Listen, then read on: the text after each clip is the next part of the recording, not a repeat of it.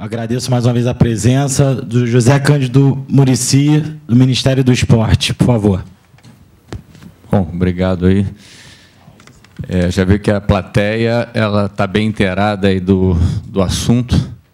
Eu trouxe uma apresentação só para dar um overview de como é que anda a lei do incentivo, mas para mim é importante colocar um ponto, porque eu acabei gerando uma polêmica e foi até interessante nisso. Então, eu quero conceituar algumas coisas. Como é que nasceu a lei de incentivo? Ela nasceu porque o poder público ele não destinava praticamente nada, tanto para a cultura quanto para o esporte. Então, alguém teve a ideia lá de fazer uma lei onde o dinheiro não entrasse no caixa do Tesouro, que é o que a gente chama quando vai para a fonte do governo 00, e dependesse dele para distribuir para as suas secretarias todas. Então, tinha uma briga danada e acabava não sobrando nada para o esporte, não sobrando nada para a cultura. Então, resolveu-se fazer a lei de incentivo, onde o dinheiro não entrava na Caixa do Tesouro, ele ia direto para o esporte ou para a cultura. Então, na verdade, aí, conceitualmente, esse dinheiro é público, entendeu? É só isso. Ele não é um dinheiro bom. Diferente da cultura, na lei de incentivo do esporte, 100% do recurso é para do fruto de isenção de imposto. Ele não tem uma contrapartida de dinheiro bom. Então, por isso que eu falo assim, por isso que eu chamo, ele apoia, porque, na verdade, o dinheiro não é dele, ele está deixando de pagar o imposto para colocar em determinado projeto do interesse dele, e ele vai poder alavancar a imagem dele, se apropriar desse projeto com custo zero, porque ele iria pagar o imposto e acaba botando o dinheiro em um projeto específico. Então, por isso que eu chamo apoio e não patrocínio. Eu entendo que é patrocínio quando ele pega um dinheiro bom e investe diretamente ou no esporte ou na cultura. Aí ele está patrocinando. Da outra forma, ele está simplesmente deixando de pagar o imposto e botando em um projeto para ajudar a área cultural ou a área esportiva. Bom, é esse ponto que era importante clarificar, e cada um faz seu juízo aí dessa questão. Outra coisa também que é bom salientar, que como o proponente ou a empresa ele investe num projeto específico, eu dou a carta de intenção para ele captar, se ele captou menos, 50%, o projeto sofre uma adequação para o uso desses 50%. Se for 30%, ele sofre uma adequação para esses 30%. Hoje em dia, como está a lei, se ele não conseguir captar nem 20%, esse dinheiro, sim, ele não é devolvido para a empresa. Ele é recolhido e vai para o Tesouro. Mas, como ele já iria, de qualquer maneira, em forma de imposto, então eu entendo que é uma coisa plausível. Tá? Bom, quem vai passando aí? Eu mesmo? Está ali do lado. Em cima da mesa.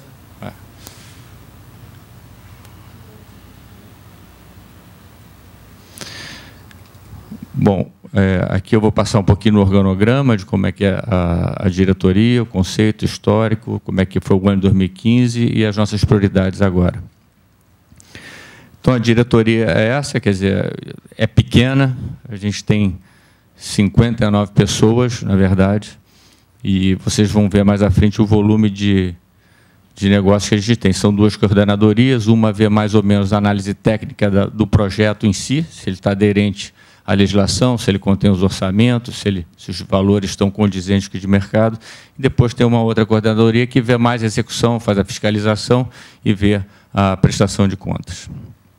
Então, aí o que é a lei? A lei foi criada em 2006 para incentivar e fomentar o esporte com um limite de 400 milhões. É diferente do Estado, é diferente do município. Esse é um teto limitado que ele está congelado desde 2006. Tá? Por meio de isenção fiscal de 1% do imposto devido para as pessoas jurídicas tributadas com base no lucro real e de 6% para as pessoas físicas, em projetos de manifestação desportiva, de participação educacional ou rendimento. Aqui dentro da lei, eu sou obrigado só a fazer essa distribuição, respeitar essa distribuição.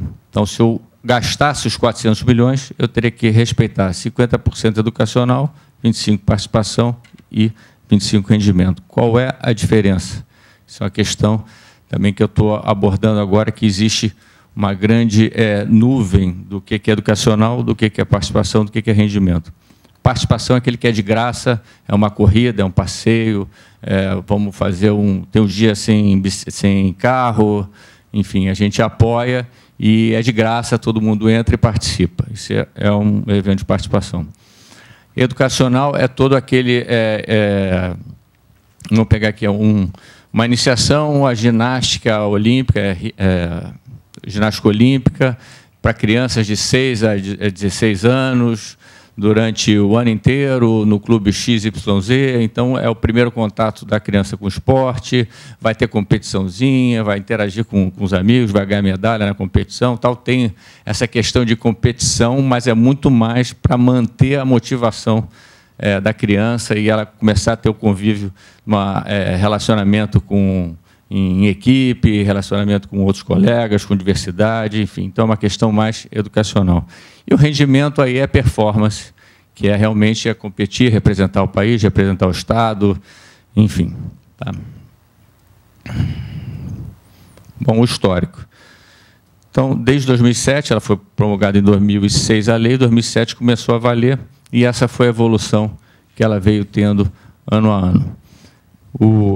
Veio num crescente, basicamente, até 2014, 2015 deu uma queda, já fruto da crise econômica que o país vive. Aqui é por manifestação esportiva, e aí a gente começa a ter algumas distorções, fruto também do não alinhamento do conceito do que é esporte do que educacional. Então, eu estou lá há dois meses na diretoria. E eu perguntei para vários técnicos o que ele acha que é rendimento, o que ele acha que é educacional. Então, você pega projeto, tem medalha, tem uma competição, ele entende como rendimento.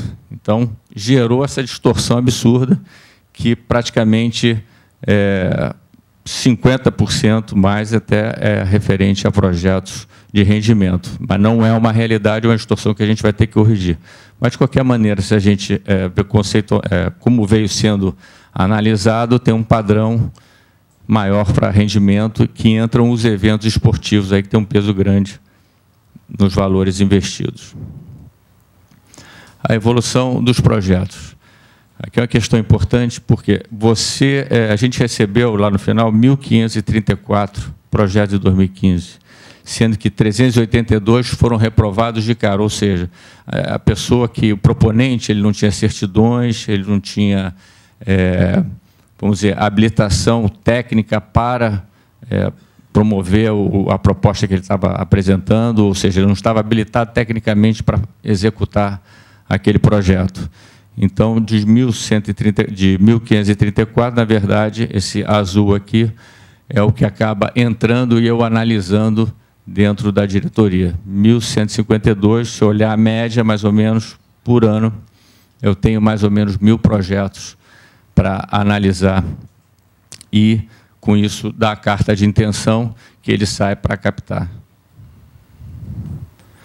Aí a quantidade de proponentes vem num crescente, cada vez mais tem pessoas habilitadas a apresentar projetos. No caso aqui, qualquer um pode apresentar projeto, não existe editais, quer dizer, basta estar enquadrado na lei que ele está habilitado a pleitear a carta de intenção e apresentar seu projeto. A empresa não necessariamente precisa ter atividade principal, atividade de esporte? Não, ele tem que comprovar tecnicamente que já fez alguma coisa parecida, de preferência sim.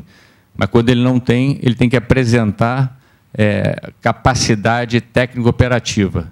E aí tem várias formas, entendeu? Com certificados e outras coisas mais que ele vai apresentar junto. A gente pede para que ele comprove que tem condições de operar o projeto que ele está apresentando.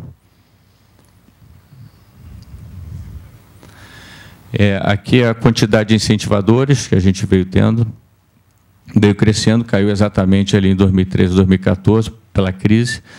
Houve uma inversão de pessoa jurídica para pessoa física, Na verdade, a pessoa física deveria representar muito mais do que a pessoa jurídica.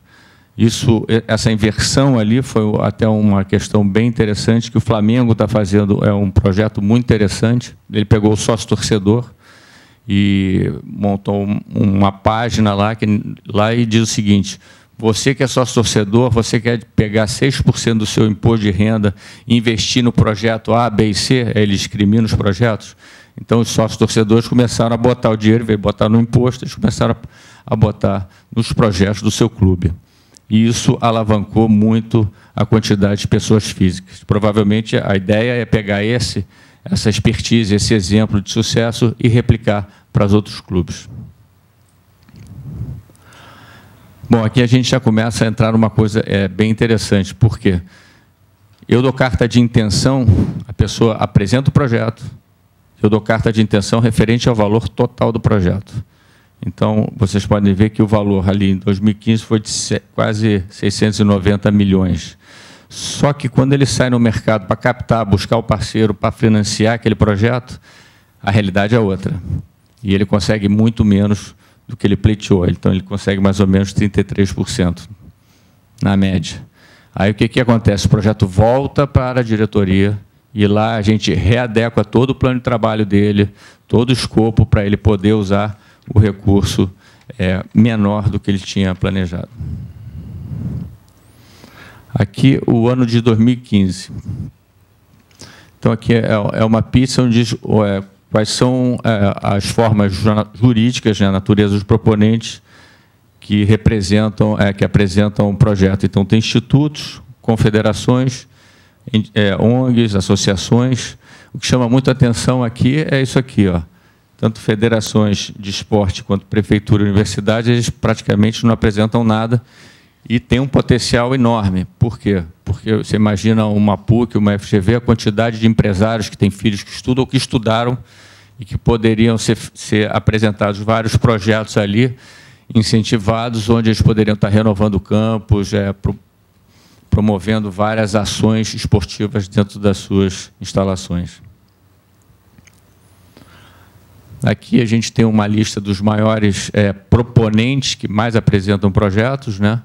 Aí tem ali a Confederação de Vôlei, a Canoagem, Instituto de Correr Bem, que ele promove corridas, enfim, Confederação de Judô, Instituto de Esporte Educacional.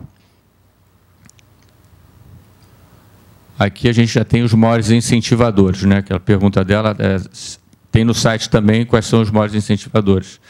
Então, aqui é o BNDES, Banco do Brasil, Cielo, Itaú, Companhia Brasileira Metalúrgica de Mineração, Bradesco, aí entra Bradesco Saúde, Bradesco Previdência, Redcar, Itaú. Tá? Isso aqui que eu posso disponibilizar depois para vocês, deixo o livro para vocês terem acesso às informações. Aqui por modalidade de esporte. Não são muitas as modalidades, quer dizer, esporte a gente tem muito mais que isso, né? Tem 5 vezes mais isso, a relação de esporte que a gente poderia estar incentivando, mas o tênis é o que tem mais dinheiro, depois vem corrida, futebol, voleibol, basquete, enfim. Então, os esportes aí que estão mais organizados e têm seus apoiadores fiéis. Aqui é a realidade nossa, né? Quer dizer, o Sudoeste representa 81% dos projetos dos recursos destinados do incentivo, o Sul 13%, Norte 1%, Nordeste 2%, Centro-Oeste 3%. Os beneficiários em 2015 foram na ordem de 868 mil. Como é que é feita essa conta? Na verdade, é quanto o projeto vai apoiar realmente. Uma escolinha para tantas crianças, é um evento para tantos participantes, é um evento com público de X, isso aí, essa conta dá isso aí. Então, foi mais ou menos foram 868 mil pessoas beneficiadas diretamente. Qual é a nossa prioridade?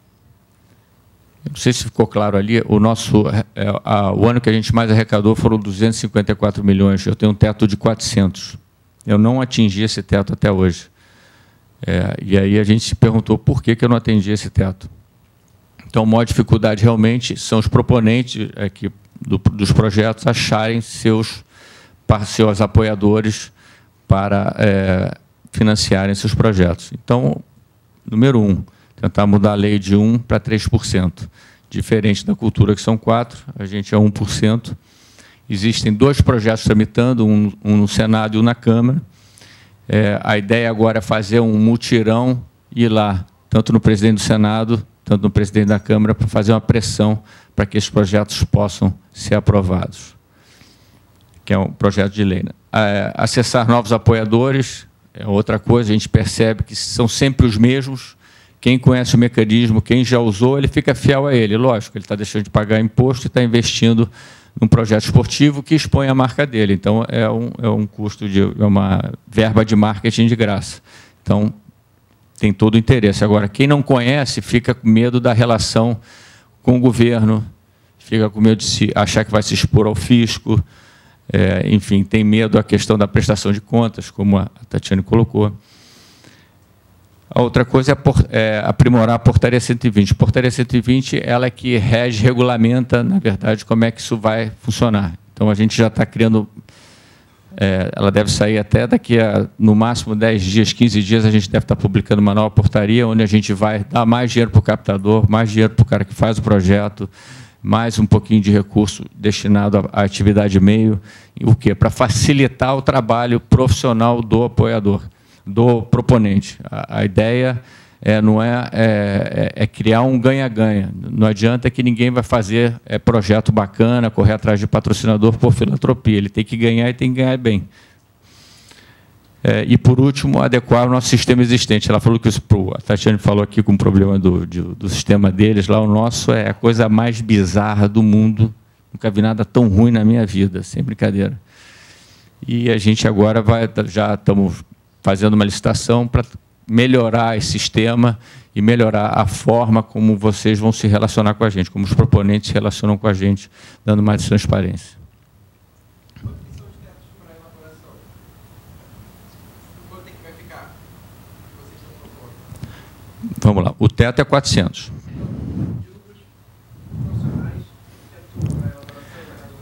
Era 100 mil, vão passar para 200, que é o mesmo valor da cultura. Isso para captação. Para elaboração, não tenho de cabeça aqui, não. Acho que são 10 mil reais, algo em torno desse montante. A cultura é 100? Mas acho que foi para 200. Ela está pleiteando 200, então. Então, vou sair na frente dela. Uma vez na vida, né? Tá? Enfim, obrigado. É isso aí que eu queria apresentar para vocês. Tem alguma pergunta? Acho que eu vou dar uma furada de fila na pergunta, tá? Muricy, obrigado pela tua presença, tá? Foi meio em cima da hora que a gente fez o convite. Te agradeço muito por ter vindo. Uma pergunta, assim, como você já percebeu, a gente trabalha com projetos de vários segmentos, cultura, esporte, etc. Eu vi aqui que eu também já sabia que na Lei Federal do Esporte muitos projetos são inabilitados de cara. Você mostrou aqui 382. 20% mais ou menos do total de 1.500. Até mais de 20%. 24%. 24%. Então, é muito expressivo, né? Eu queria saber se você não acha, que é uma demanda que eu sinto, quando a lei foi criada, a gente já trabalhava com lei de incentivo, então a gente viu a criação da lei. Aí, só para comentar uma coisa que você falou, o 1% para 3%, eu também ia te perguntar se você acha realmente viável isso, porque quando a lei foi criada, o senhor deve saber, foi criada com 4%. E aí deu um bafafá tudo e abaixaram na hora do vamos ver para 1%. Porque ia ser 4 mais 4. Aí a Receita Federal, o Ministério da Fazenda, o Tesouro não quis. Hoje, o Tesouro vai aceitar ir a 7%? Isso é uma pergunta meio retórica. Tá? Vou só responder agora, vamos um a um. Só 4 mais 4 porque não são concorrência. Ele pode dar 4 para a cultura, mais o 4 para o esporte. A ideia é ficar concorrente. Não é ficar concorrente. Então, não 4, hoje não é concorrente, é 4 mais 1. Se ficar 4 mais 3... Vai ser 4 mais... Vai ser 7 total. Eu estou torcendo. Deixa eu explicar.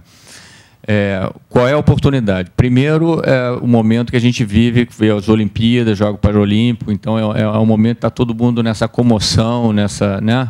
É todo propício para a gente falar de esporte, né? Segundo, que o teto está em 400. Qual é a minha mensagem, a minha malandragem aqui? O que eu vou falar para ele? Olha, eu não atinjo o teto desde que a lei foi criada. Então, se você não me aumentar o percentual, me aumenta para eu chegar no teto. Eu não estou falando que eu vou gastar mais. A renúncia não precisa aumentar. Então, eu não assusto o Tesouro. Entendeu? Pode manter os 400. Claro, se ele provar 3%, ano que vem, provavelmente eu vou passar o teto. Vou ficar bloqueado no teto. Aí eu vou alegar para ele, poxa, desde 2008, estou meu valor congelado. Vamos só corrigir, então. Então, vai sair, eu já fiz essa conta, sai para 750 milhões. Então, a estratégia é essa. Legal, eu vou deixar o pessoal perguntar, porque tem outras perguntas aí.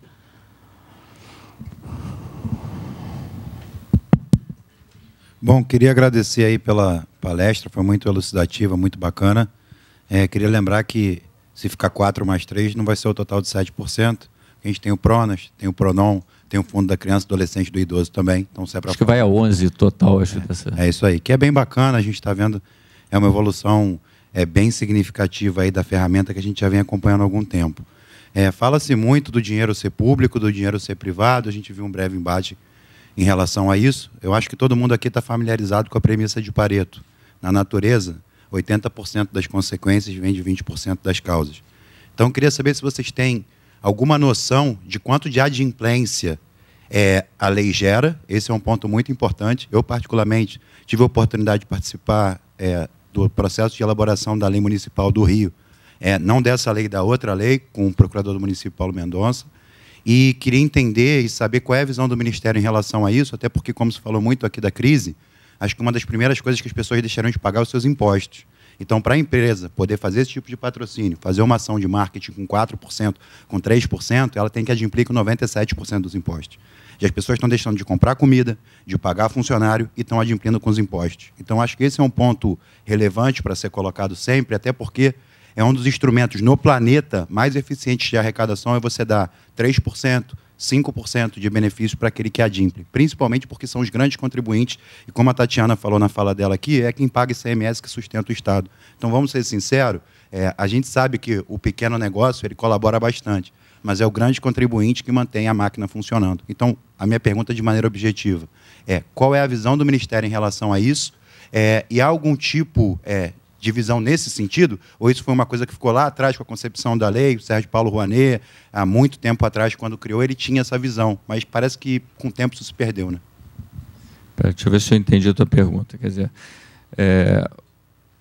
por que na verdade, deixa eu tentar enquadrar bem aqui o teu questionamento. Eu entendo que, na verdade,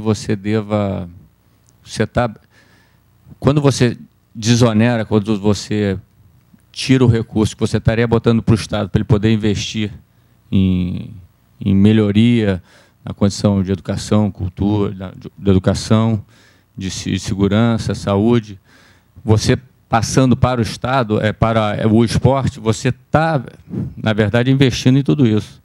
Você está tentando tirar a criança da rua, você está tentando torná-la mais saudável. Então, é uma questão de educação, de saúde, de segurança. Então, eu acho que não é concorrente. Na verdade, você melhora a assistência num vetor esportivo que vai acabar impactando nos outros serviços essenciais para a população. Não sei se foi isso mais ou menos que você quis entender. Então, tudo que você atua preventivamente, você tem um multiplicador depois no fim.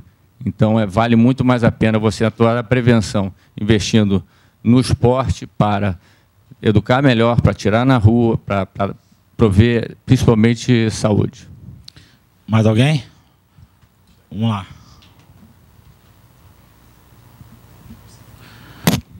É uma pergunta bem rápida e bem objetiva. Qual é o limite, qual é na verdade, o percentual para começar a movimentar? É do total do volume captado. Na lei de incentivo da cultura, a gente precisa ter de 20% a 30% já da lei para começar a movimentar. Na do esporte, esse percentual é quanto? 20%. 20%. 20%. E agora uma pergunta mais de certa forma, política, que é como é a visão do Ministério do Esporte ao ser dada a declaração da retirada de disciplinas como educação física dentro da grade do ensino médio? Posso dar a minha opinião? Por favor. Eu acho um absurdo.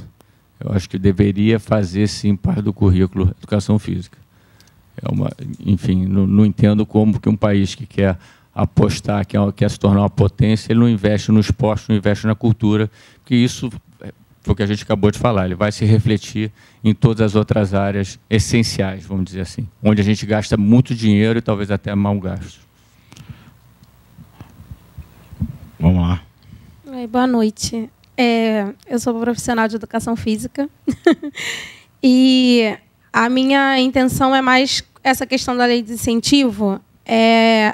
Aqui no Rio, o Projeto Segundo Tempo, né, eu trabalhei, e quando você colocar ali o percentual e disparado deu tênis, me recorda agora de eu trabalhar nas Olimpíadas e nas Paralimpíadas, e nós temos aí por baixo apenas 10 atletas que efetivamente estiveram nas Olimpíadas sendo de tênis.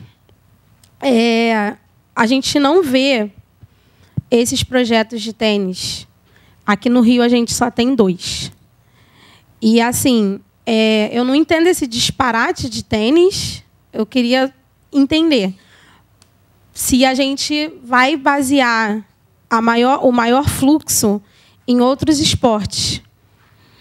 E a minha questão é a seguinte: de que forma, ou se é o Ministério, ou se são as empresas que dão ali o seu valor, que fazem a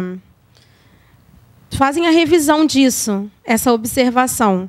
No caso do programa Segundo Tempo, ele praticamente não funcionava. Infelizmente, em escolas estaduais, né, ensino médio, talvez por isso que ele esteja tirando a educação física, porque o programa Segundo Tempo aqui no Rio de Janeiro ele não funcionou.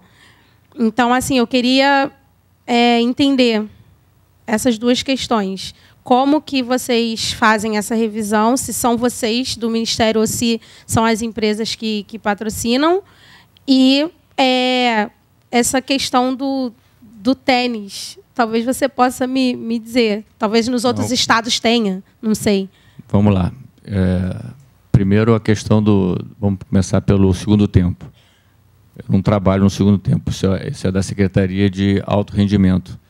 Então, eu não posso falar absolutamente nada sobre esse programa. É pela Lei de Incentivo ao Esporte. Não, o Segundo Tempo não. Pode ser que seja no Estado. No Federal, não. No Federal, não é. No Estado também não. Então, o tênis, o que eu posso dizer com relação ao tênis? Aí é fácil explicar. Primeiro que, como a gente não atinge o teto, eu não posso criar regra restritiva nenhuma. Eu vou falar assim, não, então eu vou agora, o tênis está limitado o teto para 5 milhões, eu quero para outros esportes. Para que eu vou restringir se eu não atingo? Eu tenho 150 milhões a mais para gastar, eu não consigo. Então, não é o momento de criar uma restrição. Talvez, quando eu chegar acima do teto, eu possa criar restrições para tentar equilibrar a distribuição desse recurso pelos esportes e pela educacional, participação pelas modalidades e esqueci o termo agora, que é educacional, rendimento ou participação. Enfim, agora, por que o tênis recebe mais recursos? Logicamente, aí a gente entende que a relação do tênis com as empresas maiores é muito próxima, né? O tênis é um esporte de elite, praticado por grandes empresários. Então, essa proximidade facilita o proponente chegar à diretoria lá e conseguir que eles aportem dinheiro para o seu projeto. Eu vou te dar um exemplo, o tênis, o Rio Open, que é feito no Jockey aqui. Então, ele pega dinheiro incentivado. Então, o esporte é o maior evento de tênis da América do Sul.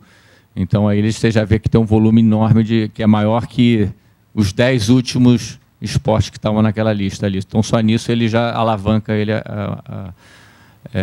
para aquele nível de primeiro lugar. Isso aí. Para fechar aí... Muricy, sou Pedro Henrique. Tive a oportunidade de participar da 3ª Conferência Nacional do Esporte, e, se eu não me engano, foi 2010, né? Não teve outra de lá para cá. Mas, naquela ocasião, muitas coisas foram definidas pelos 10 anos seguintes do esporte. Eu tenho visto pouca implementação. Muito se falou, inclusive, teve dividido em 10 alíneas, uma delas falava sobre esse investimento em lei de incentivo. Não sei se tem alguma outra conferência programada, porque já está em atraso, deveria ser de 3 em 3 anos. E se vocês têm acesso ao que foi decidido lá em 2010, se concorda ou não concorda, mas foi definido que ia ter os próximos 10 anos baseado naquela conferência. Aí eu não sei nem se isso cabe aí no teu discurso, mas eu gostaria de ouvir uma visão do Ministério sobre a validade até dessas conferências, porque se decide tanta coisa, se tem um trabalho que se mobiliza milhares de profissionais de educação física, e não só de educação física, mas de gestão e tudo mais, e no final a gente não consegue ver a evolução dessas conferências. Olha, isso é poder público, infelizmente. Quer dizer, a gente faz um esforço danado para caminhar numa direção, mudou o governo, mudou isso e tudo é jogado por água abaixo. Infelizmente é assim. O grande ganho olímpico foi a gente conseguir fazer algum planejamento para 7, 10 anos e a gente vê o que foi alavancado na cidade do Rio, apesar de ter gerado alguma polêmica, mas foi um ganho, sem dúvida, para a cidade. O que eu posso te adiantar é que a gente realmente está agora olhando para trás e vendo que a gente não tem um plano nacional de desporto. É tudo muito confuso. Todo o Estado, o município e o governo federal, eles disputam o mesmo nicho que é o alto rendimento, que é o que dá holofote, que é o que dá, que promove, e no fundo a gente não está olhando para a base, a gente não está olhando para a inclusão. Então, é um momento que vamos começar a discutir, a debater o novo plano. E aí sim, provavelmente, logicamente, a gente vai se apropriar de tudo que foi discutido até então para poder firmar um pacto federativo em prol do esporte, realmente determinando a responsabilidade de cada ente para ter uma coerência e que realmente a gente possa alavancar o esporte no Brasil. Entendeu? Bem, então, vamos agradecer a presença do José Cândido Muricy, diretor do Ministério do Esporte. Obrigado mais uma vez.